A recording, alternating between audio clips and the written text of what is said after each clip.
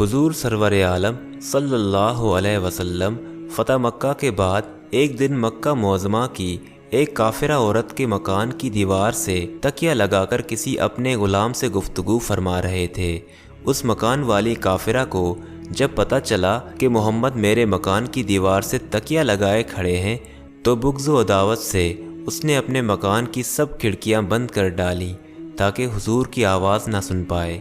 اسی وقت جبریل امین حاضر ہوئے اور عرض کیا، یا رسول اللہ، خدا فرماتا ہے کہ اگرچہ یہ عورت کافرہ ہے مگر آپ کی شان بڑی عرفہ و بلند ہے، چونکہ اس کافرہ کے مکان کی دیوار کے ساتھ آپ کی پشت انور لگ گئی ہے، اس لیے میں نہیں چاہتا کہ یہ مکان والی اب جہنم میں جلے۔